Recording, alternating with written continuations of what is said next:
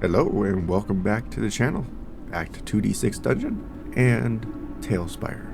2D6 Dungeon was created by Toby Lancaster. His link is in the description as normal. And we're back here in the starting room of level 6. Let's see what we got here. See our whole map. Take a look.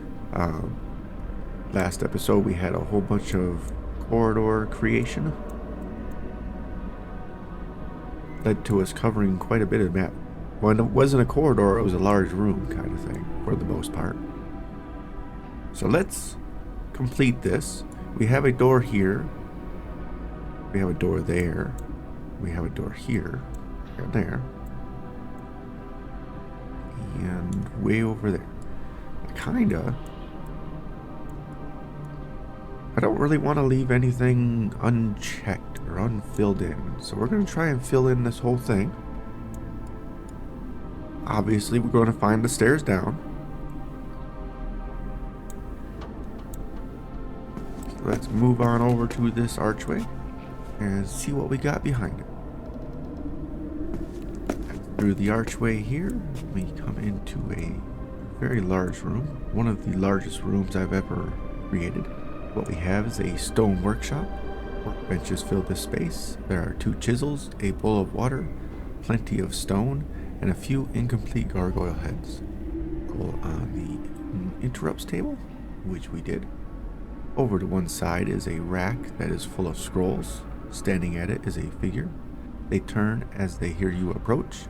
It's a gray anchorite who appears to be sorting the scrolls. If you survive, you search the rack and find most are useless, but there is one magic scroll, and we get to roll on the scroll table. Now, I believe the anchorite is a rather weak person to fight. Let's bring him up here and we see what we got. The gray anchorite, and we are rather overpowered, I believe. Let's verify. Their bright flash attack is a 3-2, which is blocked by our metal bracer, making that a D3 minus 2. But 1 point of damage with our healing aura would be 0 points of damage. And the quick punch is a 6-5, which is covered by our leather breastplate, making that a D3 minus 3. He can't hurt us, and therefore he did. Quickly and easily overpower the gray anchorite. Okay, the anchorite does have a religious pouch on him, so let's see what that is. It's a 3. There's nothing in the pouch. We'll leave the empty pouch behind, and then our scroll, that is a 1. The scroll of the steady hand. You sense your movements as if magnified, allowing you to steady yourself. +1 precision for a full dungeon level. We have a potion that's covering that already, and we have another potion in our inventory that will work for our next floor. So I don't think I'm going to take this scroll. It only sells for 13 gold pieces. The scroll of invisibility sells for 21. So I'm not going to drop that to replace this. And our 2 mental whip scrolls also sell for 20 gold pieces. So we're just gonna leave the scroll of the steady hand on the shelf here. As far as like the chisel and the water, the stones, I don't really think we need any of that stuff. On this wall we connected to 2 doorways that we already had available. I know we're not really supposed to have 2 doors on one side, but they were already there.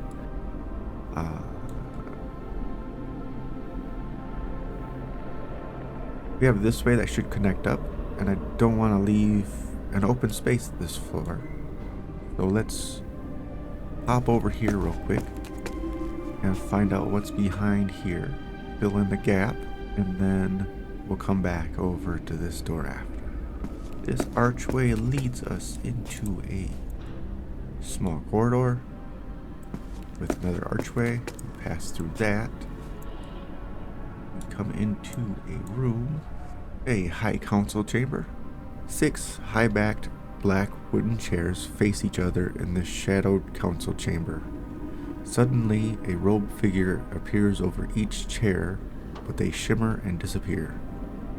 You have it interrupts as well. You pause and you hear the sound of chanting. It's coming from deep in the dungeon and sends shivers down your spine. To your left, you see a fist-sized hole in the wall and realize the sound is coming from there. You look in and see a conduit plummets downwards into the dark. This is one creepy room. We have chanting voices, shimmering figures, and we don't want anything to do with that. Space filled. Let's go back over to this archway. Through this archway, we feel static electricity as we enter into the Infernal Sanctum. 4 orbs float above a cloud of black fog.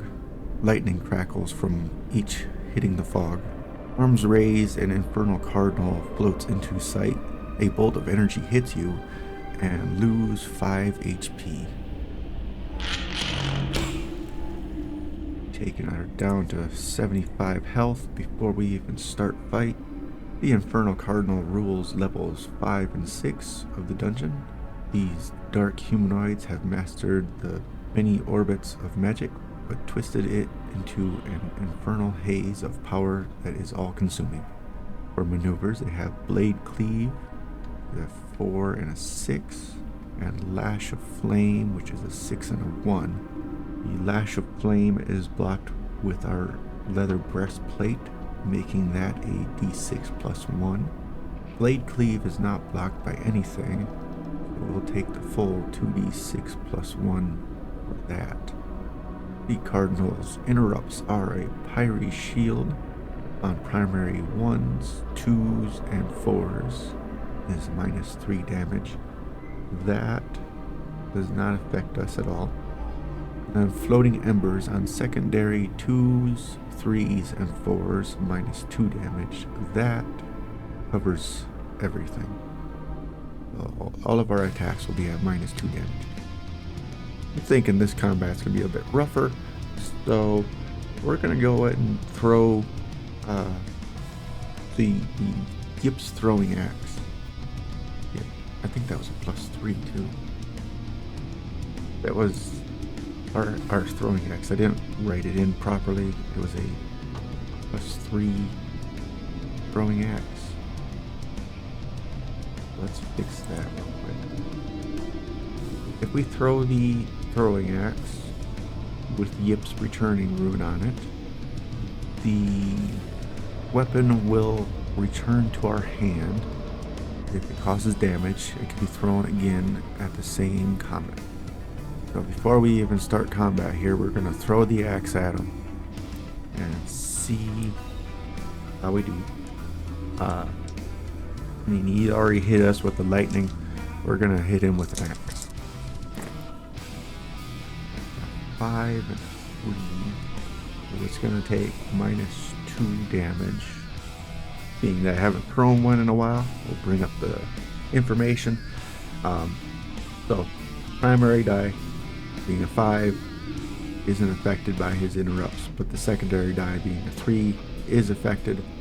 So the throwing axe, plus 3, minus 2, so it's going to be a 7 points of damage to him. And then it returns to our hand, and we get 1 extra attack. Our second attack is a 1-1. That's just a miss. Complete miss. We'll have to remember to retrieve the axe. So our initial attack there of 7 damage brings him to 43 health. Put that back away. And top around 1 our turn. Swing our sword at him. A 1-4 and 3 shifts. A 1-4 and 3 shifts. We could take 2 shifts to make 1 a 3. And no, we need 4 shifts. We're 1 shift short for making a looping spin. We need 2. So our first round we miss. Over to the Cardinal for round 1.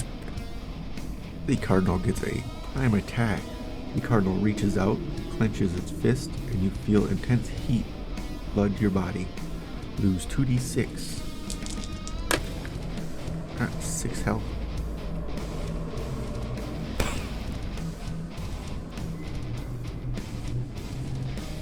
Brings us down to 69 health. Hop around to our turn. With a 1-6 on a die, we are not going to make another maneuver with just 3 shifts. So we're just entering combat and taking blow after blow from this Cardinal, apparently. Cardinal's turn for round 2.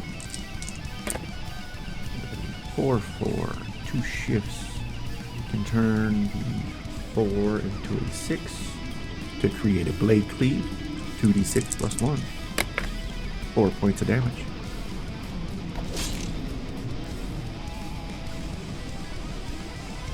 Brings us to 65 health. Top of round 3, our turn.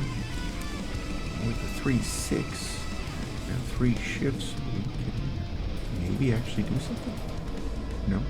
With a 3-6 and 3 shifts, we can continue to watch the Cardinal in awe and not make any maneuvers. Cardinal's turn for round 3. With another 4-4, we'll shift that to a 6-4 and shift that to a 4-6 to make another blade cleave.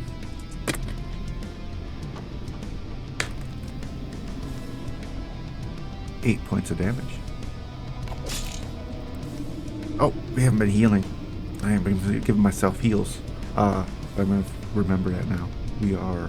We didn't get it from the initial 5 points, but then we had 6 points of damage and 4 points of damage, and now 8 points of damage. So that is 3 points healed back after we knock us down.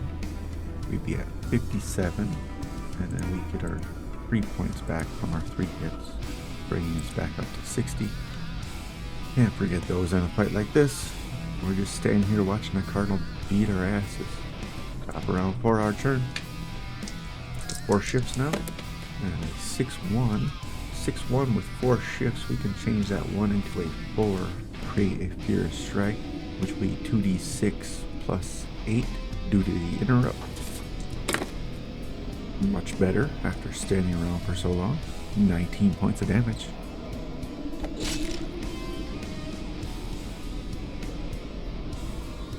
Bring it down to 24 health. It took us long enough to hit him, but when we did, it hurt a lot. Cardinal's turn for round 4. We have a 1-6 with 3 shifts, and that is easy to shift that 1 into a 4 to create a blade cleave. But this time, we did just hit him with our sword. We can swap our dice around on our armor. Therefore, the blade cleave this time is blocked by our breastplate through Shroud's Curse. So it is going to be a 2d6 minus 3. 8 points of damage. Bring us to 52, but then we heal back 1 point, bring us to 53. Top of round 5, our turn. 5 shifts. With 5 shifts, a 3-1 we can get to a lunging thrust. We only need 1 shift to get the swooping spin, but lunging thrust will give us that extra 1 point of damage. So let's do that. 2 shifts there and 2 shifts there. D6 plus 3, 9 points of damage.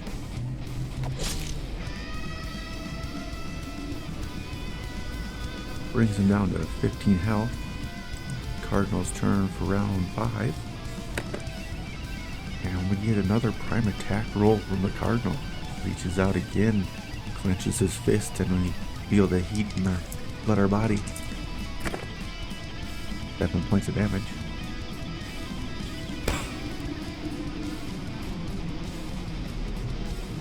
Brings us 46. We heal back 1 from our aura there.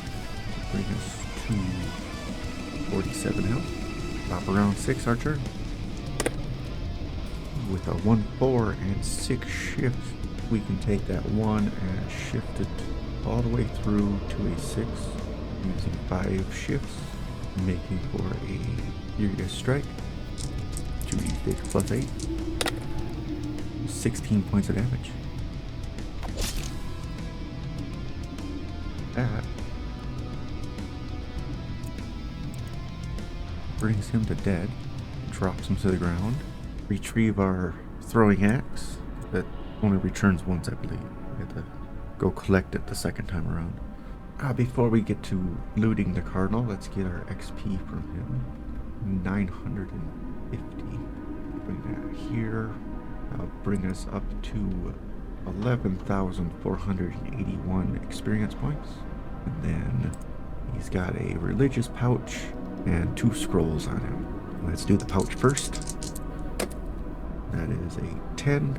There is a large medium quality ruby and 2 low quality emeralds in the pouch, alongside 2d6 plus 30 gold pieces. So let's see. 33 gold pieces. For our medium quality rubies, we'll bring that up to 4 of them. And then 2 emeralds that are low quality. And our gold pieces. Gold pieces are up to 680. Alright, let's check these 2 scrolls. The red die will be for scroll table 2, and the black one will be for scroll table 3. We have a scroll of fireball and a scroll of swamp lung. I think we're going to be dropping some scrolls this time around. Scroll of fireball there. You blast a ball of fire from your open palm at an enemy who bursts into flames. It causes 20 points of damage. We do have a dice roll there to see if it's blocked. Swamp lung, you watch as a torrent of swamp water pours from your foe's mouth. You get 1 free swing and 20 points of damage. Let's drop both of our... Yes. Let's drop our mental whip scrolls and keep these 2 instead. The invisibility scroll still sells for 1 gold piece more than the mental whip. And like I said, we'll sell that one off when we go back to town. So let's drop the mental whip scrolls. We haven't used them. We've been carrying them for the whole dungeon practically. Go with the fireball and swamp lung. 1 free swing plus 20 damage. With the Cardinal down, we're free to move about. We have a small area here that probably connects these 2 together. And then an area up here. Both are metal doors. So let's fill in the small gap here first. Check the door for being locked. A 4, 5, or 6 and it's locked. It is a locked door. Lock strength of 10. We'll use one of our lockpick plus 2s, which will bring us to a plus 6 on our dice roll here. And that door is unlocked. We open the door up after unlocking it. Step on through, and we come into an empty space. Space is devoid of anything interesting. It is empty. And so we go back to the other door here and check and see if it's locked. It is unlocked. Open the door up and step on through. Smack by the door. What we find: ceremonial chamber. This room is lined with colored tiles and ornate wooden chairs. An alarm goes off as you enter. A massive fireball shoots towards you and you dive to avoid it. But crush 1 large item at random, and then we roll.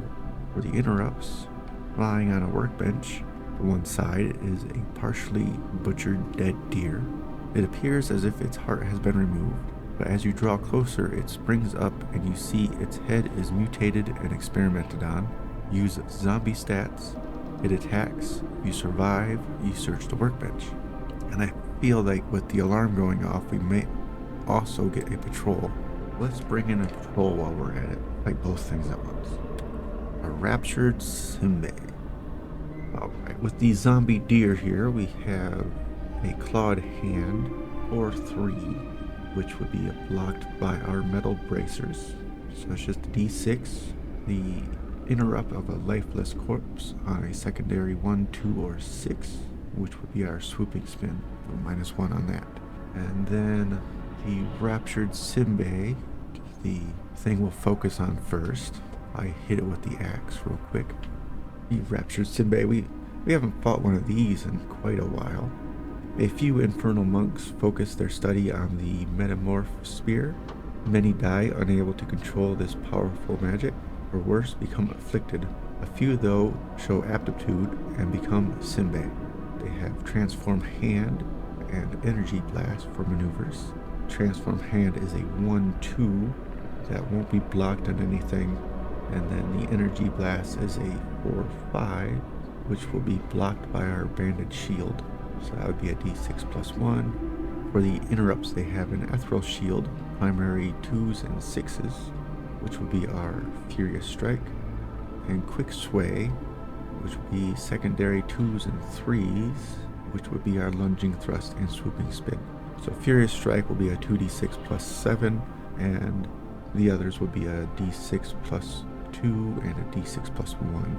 We do have to break one of our items here real quick. At random, which one's getting broke? 2. Break a back of throwing knives that we'd never use anyway. Okay. Let's just break them all. Probably not supposed to have 7 of them piled in one spot anyway. By throwing knives. With that said, though, we are going to use Yip's throwing axe again. We got a 3-3. So there's secondary. Quick Sway will reduce that by 2 points, and so that would be 7 points of damage. And then it returns to our hand, and we can throw it a second time for a 3-5. That is not blocked by anything, so she would take an additional 9 points of damage for a total of 16 points, bringing her down to 24 health. And then we can start round 1 of combat, our turn, doing it at the Simbe with a 4-1 and 3 shifts. We can use 2 shifts to create a swooping spin. Create a 3-2, get d6 + 2 for 8 points of damage.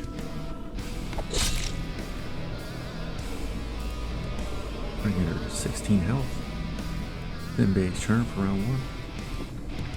And we got a 1-2, which is a direct transform hand.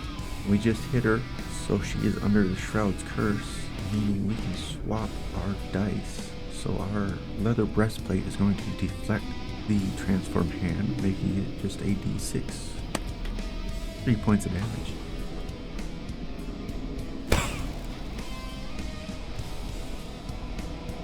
Bringing us down to 44, but then we heal back 1. 45. Zombie Deer's turn. 6-1 with only 1 shift makes not a maneuver. We are easy to dodge that. Slow moving zombie. Round 2, our turn. 4-6. 3 shifts, 4-6. We can not do anything. We're close. We need 4 shifts, not 3. You're a miss on this round. Simbe's turn for round 2. With a 1-5, 2 shifts, they cannot do anything with a 1-5. Zombie Deer's turn. We have a 3-3, 1 shift we can actually do. A clawed hand for a d6 damage. 2 points of damage. 43, then we heal back 1, 44 health. Our turn for round 3. That is a 4-1, 3 shifts. We can turn the 4 into a 5 with 1 shift, and the 1 into a 3 with 2 shifts. Create a Lunging Thrust, which will be a d6 + 3, 9 points of damage. Bringing her down to 7 health. Simbe's turn for round 3. That is a 4-6. 1 shift. Creates an Energy Blast which is covered by our banded shield. So that is a d6 plus 1. 7 points of damage.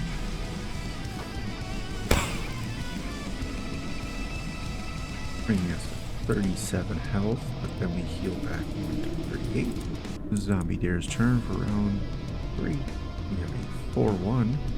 One shift does not get us a clawed hand. So round 4 our turn. And we have a 6-6, meaning we get to select our maneuver, and we do all of our shifts applied to it, and not interrupted. So of course we're going to do a Furious Strike with a total of 2d6 plus 14. 20 points of damage. That is severe overkill. And she is dead though. Move over to the Zombie Deer turn for round 4. And he's got a 6-3 and 2 shifts now. Would and get us right. 2 shifts to create a 4-3 clawed hand. 2 points of damage. And again we down to 36, but then heal back 1. 37 health. Top of round 5 our turn. Swinging at the zombie. 1, 5 shifts. The 1, 5, and 5 shifts, we can do 3 shifts to make the 5 a 2, and 2 shifts to make the 1 a 3. Create a swooping spin.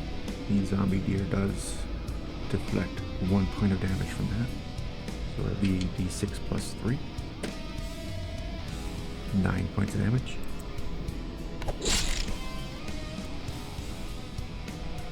Bringing him down to 3 health. Zombie Deer turn for round 5. 2-4. 3 shifts with 2-4. We can make a clawed hand. 2 shifts for 2 to 4. 1 shift for 2-3. 5 points of damage.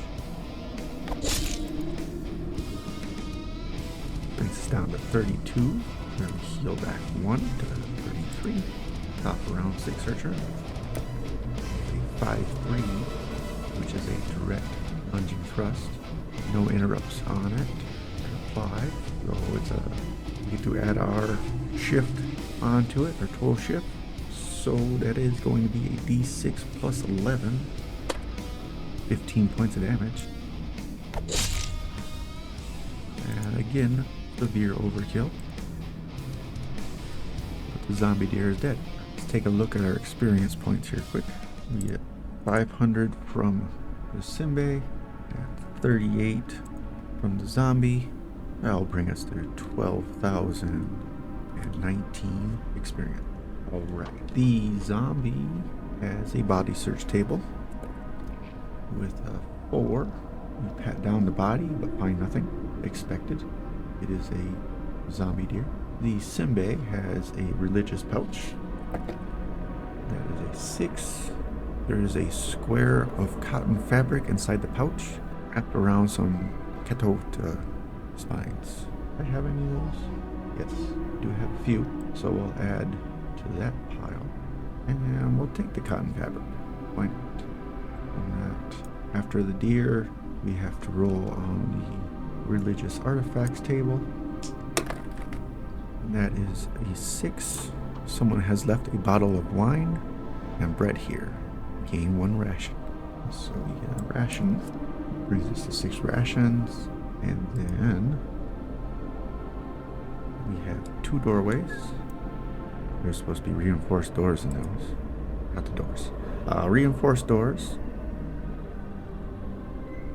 And we have 1 like small room with a hallway off of it. And then a small room here. One of those 2 is going to have the steps. But let's fill in the hole here first. Let's check the doors for being locked. On a 5 or 6, it's locked. It's not locked. We'll open that door up. Step on through.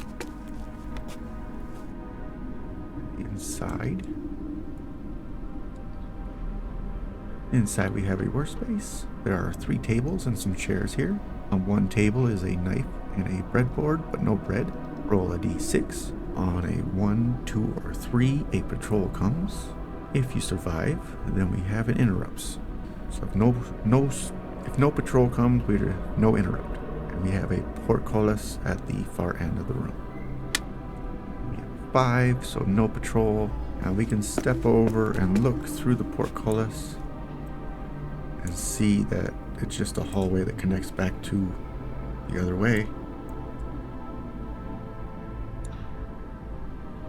And it's all portcullises are locked, so we're not really worried about going that way. We're going to come back to this door, check it for being locked. It's reinforced door, so a 3 would be unlocked. And we'll open that door up and step into the final room of the floor. What we have is a shifting walls room. The stone on the walls here is all warped and rippling. As you enter, it flexes towards you ominously. Roll a d6 and add your shift. On a 6 or higher, you avoid being bashed. Otherwise, take a d6 damage. So we have +3. That is only a 5. So we take d6 damage. 3 points of damage. Brings us to 30. The level 6 just would not let us leave without one last smack. There is no place else to go here, so we have our steps down to the next floor. Let's get an overview of the whole dungeon here. Starting room there with our piranha pool, followed by the shrine. And through here we had all of our blood, ending with a blood pool and a summoned layer. Then we wrapped around through all of our corridors, got some healing, released a prisoner, and then we came through a workshop, fought the Cardinal, and are now heading down the steps. So that ends our level 6 of the dungeon. We will be going down the steps. I'll take care of the rations and resting. I'm probably going to use our last healing paste to get a few extra points on the way down. Actually, let's just do that right now. Give us an empty vial back and get rid of our last paste. And that will give us 10 health back. There. Used our paste real quick. And then we head down the steps where we can rest and eat some rations and be ready for level 7. So, thank you for staying till the end. I'll see you again next week at the start of the next floor. Hope you enjoyed your time here. Have a good day. Bye for now.